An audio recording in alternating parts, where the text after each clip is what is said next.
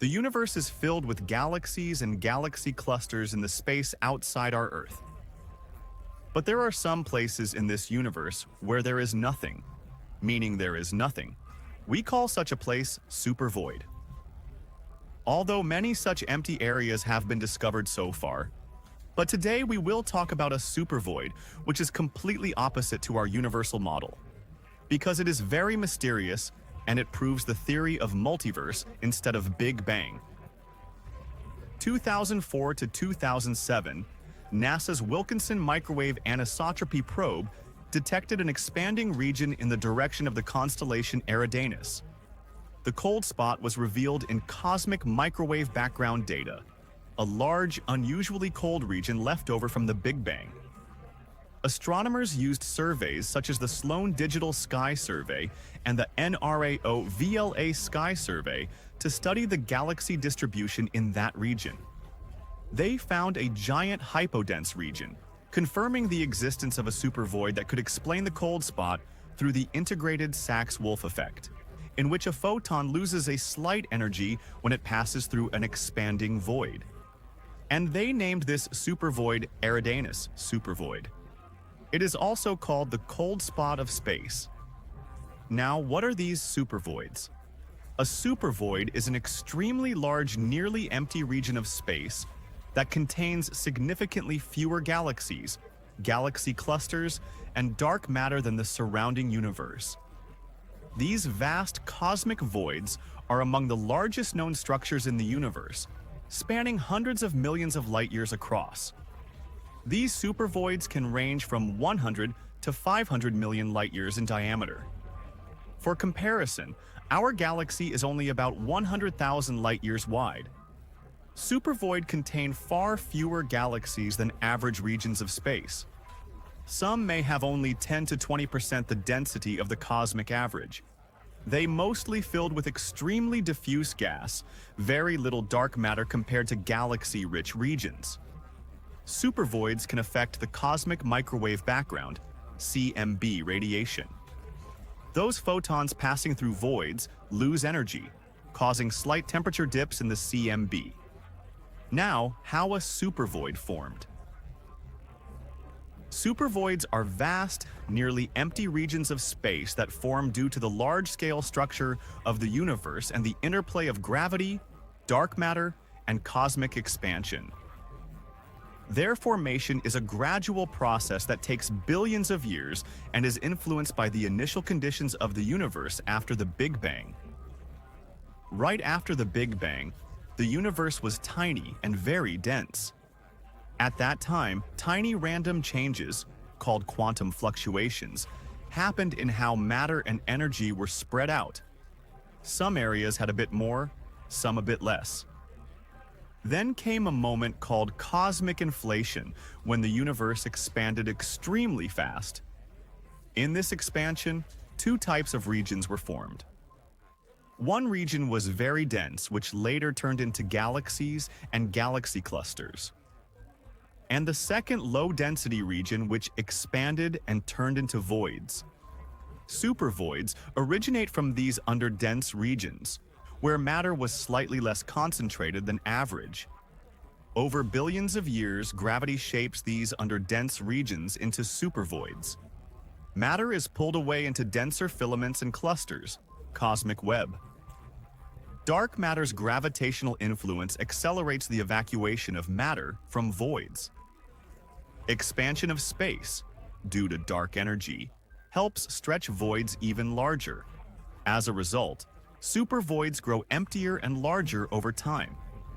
By the current cosmic epoch, about 13.8 billion years after the Big Bang, supervoids have evolved into giant spherical or oval-shaped regions 100 to 500 million light-years wide, surrounded by dense walls of extremely low-density galaxies, filaments, and superclusters.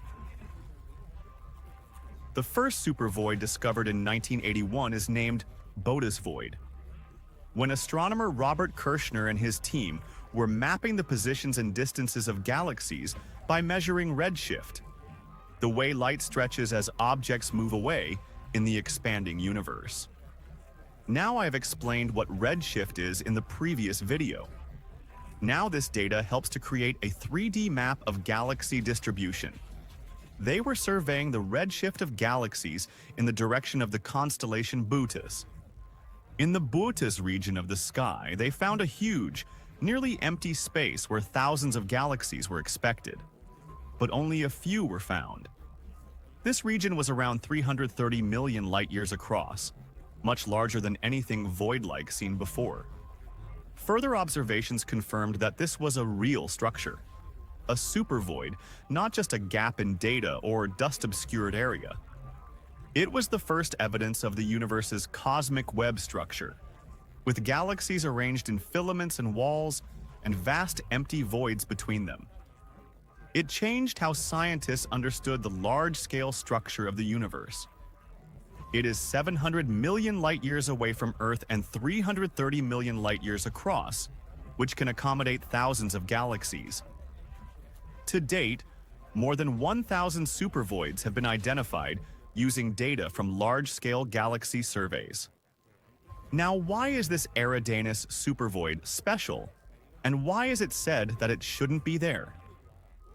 The Eridanus Supervoid, also called the cold spot, is one of the largest and most mysterious structures in the observable universe.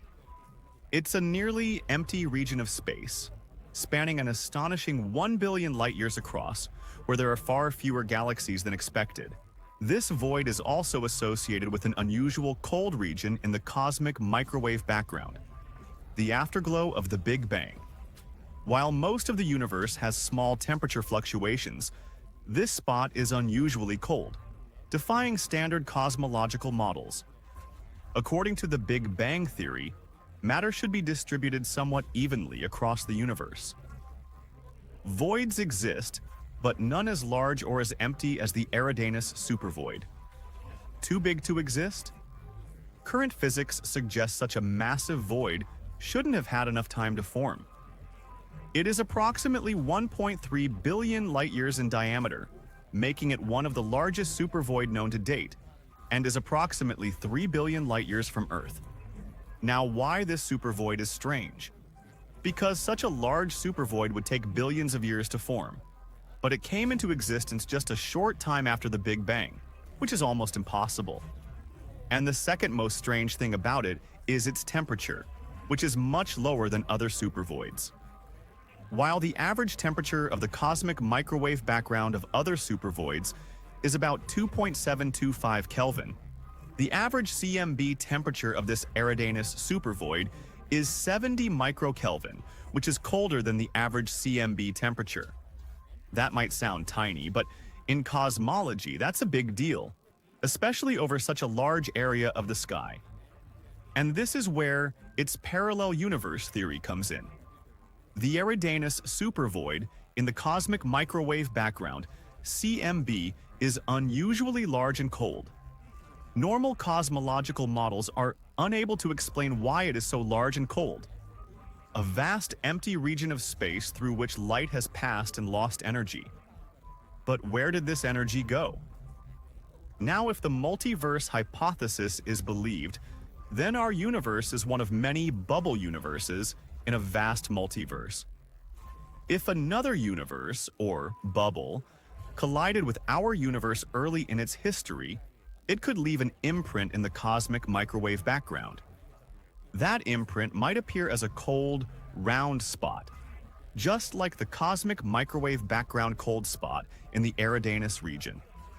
The cold spot might not just be the result of a supervoid, it might be evidence of another universe bumping into ours, leaving a bruise in the cosmic microwave background. And a similar supervoid would have been created in that universe or bubble that collided with our universe. So is it possible? Is our universe like a bubble in the multiverse? Yes, it's theoretically possible.